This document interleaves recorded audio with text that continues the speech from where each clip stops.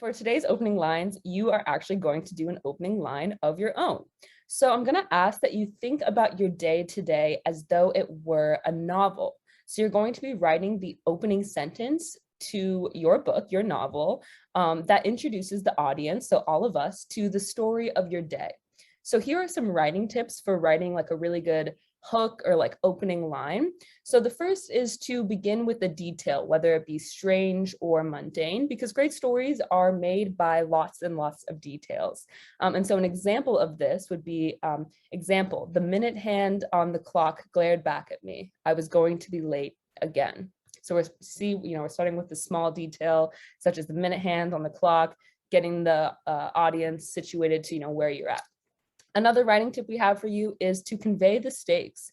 So you're going to be conveying the stakes of your story, and it shouldn't act as a spoiler, but more so as a way to encourage the reader to continue reading. So an example of this would be, if I had left 1 minute later, my life would no longer exist. So you see, we're getting right into it right off the bat, and the reader's like, okay, I'm getting the gist of your story without giving it away too much. And then the final tip we have for you is to set the scene. So immerse the reader through sensory details that are unique to your own perspective. So an example of this is the smell of charring flesh awakened me at once. And that's like, whoa, why is there charring flesh? And maybe if you keep reading, you learn that like in your morning, somebody was like making bacon or like a delicious Beyond sausage or something if you're me. And if you like don't know like what the subject would be for your novel, keep in mind the novel is your day today. We have some suggestions on the right, so it could be overcoming an obstacle, a passion, hobby, interest, talent, dealing with an ethical dilemma, hair, food, family, or anything that you'd like. So we'll write for about 5 minutes, and then I would love to hear what you come up with, so enjoy. All right, we're gonna get right on into it, into a little bit about like what makes a great college essay, what's a personal statement, how can I write it, and then we'll have some time for you as well to actually work on your personal statement. So let's get on into it. So when you're writing a personal statement, which the personal statement is an essay that you write to show a college admissions committee, a little bit about who you are and why you deserve to be admitted to their school. And also the personal statement sort of serves as a way to say, hey, look, here's more about me than what can be found on my application. So it's a chance for you to showcase who you are, what you're passionate about, and even where you come from. So when you're writing your personal statement, here are some questions that you can think about. The first is, what contributions will you make to your college community? After all, this is a college statement. You're writing to be like, hey, let me in, please. Like, I'm a good candidate and this is why. You might want to think about what story isn't being told by the rest of your application, as well as how and why you are memorable. You can also think about when you leave your community, your school, or your family, what hole will you leave? And you can also just think about, how is your point of view fresh, unique, and original? And if you're going to be writing about a big topic such as COVID-19 or Black Lives Matter or climate change, focused on your specific point of view, details and experiences, because really it's a personal statement, it's something that's personal, that's coming from you, and only you. So we're going to talk more about how we can write really strong personal statements. All right, so the personal statement has a 650 word limit, which sort of ties back into our opening lines. Like, how do you get your point across in a really short amount of confined space, in a way that's impactful and memorable? So we actually have all of the Common App questions for you, and I'm just going to be reading through them. So if you've heard them before, this is going to be a refresher. If you haven't, here they are. So the first of which is, some students have a background, identity, or interest or talent that is so meaningful they believe their application would be incomplete without it. If this sounds like, oh, please share your story. Sorry, I'm like reading off of two different things. The second question is, the lessons we take from obstacles we encounter can be fundamental to later success. Recount a time when you faced a challenge, setback, or failure. How did it affect you, and what did you learn from this experience? All right, so the third question on the Common App is reflect on a time where you questioned or challenged a belief or idea. What prompted your thinking and what was the outcome? Fourth question is describe a problem you've solved or a problem you'd like to solve. It can be an intellectual challenge, a research query, an ethical dilemma, anything that is of personal importance, no matter the scale, and explain its significance to you and what steps you took or could be taken to identify a solution.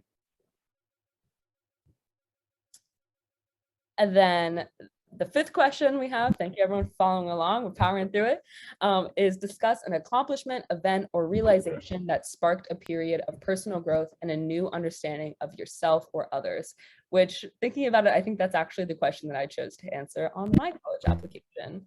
The sixth question is describe a topic, idea, or concept you find so engaging that it makes you lose all track of time. Why does it captivate you? What or who do you turn to when you want to learn more? And then the final question, it's super broad, as you can see, is share an essay on any topic of your choice. It can be one you've already written, one that responds to a different prompt, or one of your own design. So now that you have those questions in your mind, we're going to talk specifically about writing tips or the elements of your essay that will make your essay great. So the first of which is to stand out by being your true and authentic self. So this is the one time really where you're expected to talk fully about yourself. So who are you as a person? How does your mind work? What kind of people do you talk to and relate to? What are you afraid of and what do you hope for? And what do you believe? These are all sort of things that you can think about when you're writing your personal statement, or you can think about what do I want my reader to get out of it? You can sort of use those as guiding questions. Another thing that makes up a great college essay is details. So when you're writing your statement, what do you notice that probably nobody else would notice unless they were there in your perspective? So in order to really strengthen the details of your piece, make sure you use your five senses and be really specific. I saw some great examples of that in our opening lines. Dialogue. So dialogue is great within the personal statement. So and dialogue is there to sort of give us a sense of surrounding. So what do the people in your story sound like? What words or phrases do they use? Another tip is to use nouns and verbs over adjectives. So if you want, for example, your reader to know that your sibling is really annoying, don't just be like, my sibling is really annoying. Show how they're annoying. What do they do to you? How do they sound? What did they do that nobody else would be caught dead doing? So actions really speak louder than words, and so make sure that you show and not just tell. Again, sort of relating back to our opening lines, having a really great hook or a great opener is super important when you're writing this personal statement, and specifically an opener that sort of situates us right in the middle of action. You can use dialogue, proclaim a want, or make a statement, but something to sort of grab the reader's attention, because honestly, admissions readers are reading hundreds of essays every day. And so if you want to use humor, for example, in your personal statement, that is a great tool to use, especially if it's humor that expresses a unique perspective and one that is, unique to you. And, humor is the way that we connect with one another.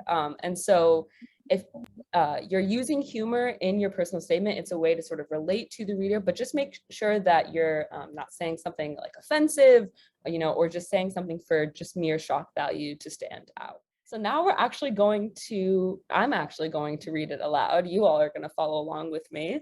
We're going to read a personal statement by a girl's right now mentee, Afiwa. And so this was initially a college application personal statement that was then later adapted for a scholarship application.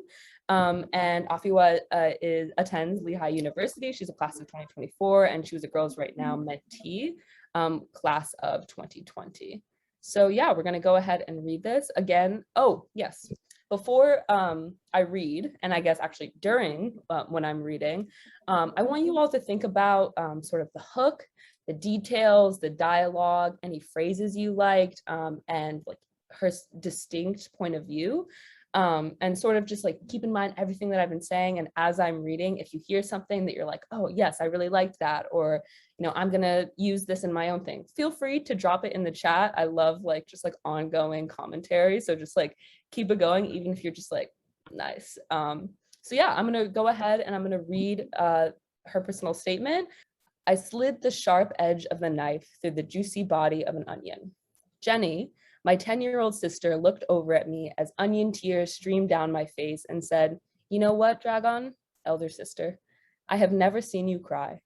If she had told me that a few years ago, my response would have been, of course, strong people don't cry. Crying makes you vulnerable. However, that night, I told her something different. Born and raised in Togo as the eldest of 3 girls, I was taught to be a caretaker to my siblings and set an example of what success looks like. Be good, your sisters are watching you. They learn from you. I internalized this to mean that I needed to be perfect. I could not fail. I could not show vulnerability.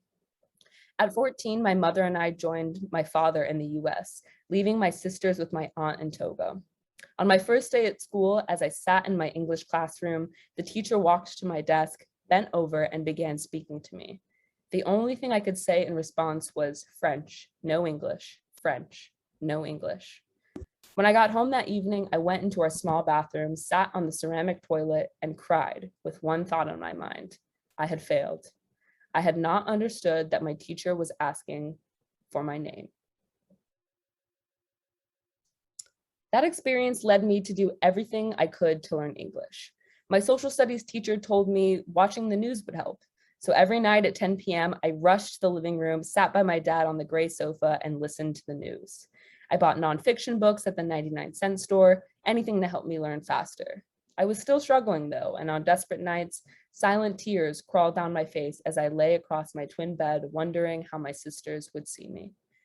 It took me a 3-week-long wilderness trip to North Carolina with a group of strangers to finally understand that there is no such thing as being perfect. On my second day of mountain climbing, rain glazed the surface of the mountain, making it feel like a skating rink. Huge mistake, I thought when my instructor told me it was my turn to climb.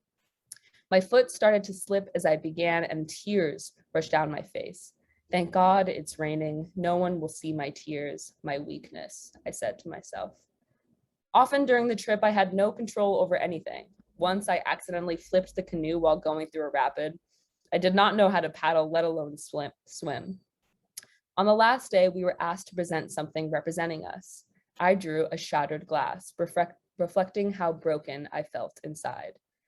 While explaining my drawings, tears streamed down my face. This time, there was no rain to save me, but the people in the group celebrated me. My canoe partner told me, crying means strength. It's okay to cry.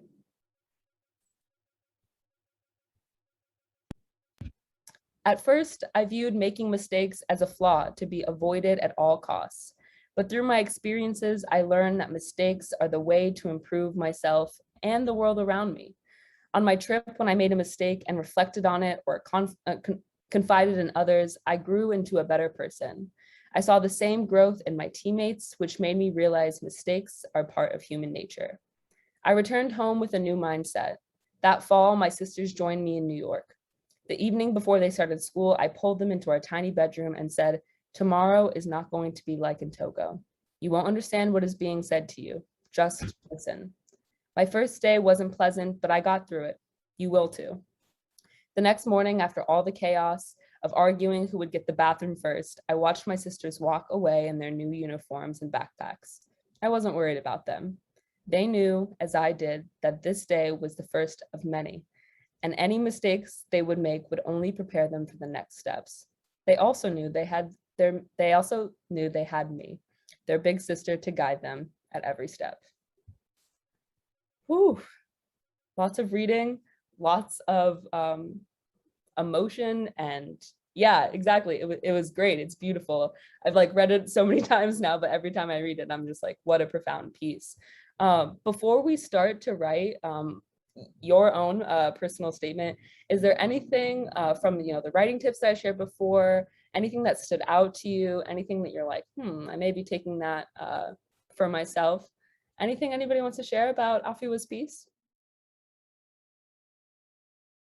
And so now we are going to draft you actually. I'm not going to draft mine because I already did mine, but you are going to have time now to draft your personal statement.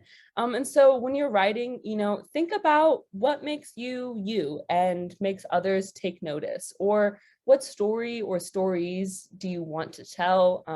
And I think the most important part is, what do you want your readers to know that cannot be found on your application? So we're going to ask that you choose one of your responses to the Common App questions, or something else that speaks to you. And if you're stuck, you can choose a prompt from below. So do you have an article of clothing that tells a story about you? Is there an object in your life that holds great meaning for you? Or do you have a favorite book, movie, poem, artwork, music, sport? We're going to write for about 30 minutes. And yeah, I will see you back in 30 minutes. Happy writing, everybody. All right, everybody. I hope I have not interrupted your writing process. Um, so yeah, welcome back. Now I'm gonna ask you all, how did that go for you? How was your writing experience? Yeah, I think you can use emojis on here. Maybe throw some emojis, use some details, some descriptive words of just like, how was your writing process? Now we're going to go into our opening lines round 2, but this time with mentors who are now here. Hello, mentors. Welcome. Mentees, how do you feel about going to college? I'm really curious. I think everybody else is really curious. So feel free to drop, like either your fears or what you're excited about, really anything about how you feel about going to college. And mentors, if you could drop what was the subject of your college essay. I'm sure some of our mentees are super curious. And if you don't know, like that's okay too. It's also like good because it shows that, one day the personal statement will not matter so much. Like you won't even remember in a couple of years. I wrote mine, I don't even know how many years, 4, 5 years ago at this point, and the details are already pretty blurry. So mentees and mentors, if you could respond to the opening lines, yeah, I'd really appreciate it. Thank you all for sharing like your fears and your excitements.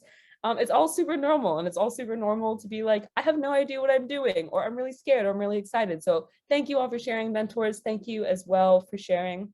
But what was your favorite part of the workshop? What is a discovery you made that's going to be your glow? And then if you could also share your grow. So what are you going to continue to working on? Maybe what challenged you in the workshop? Thank you all so much. That's all we have for you. Have a good night, everybody. Bye. Thank you.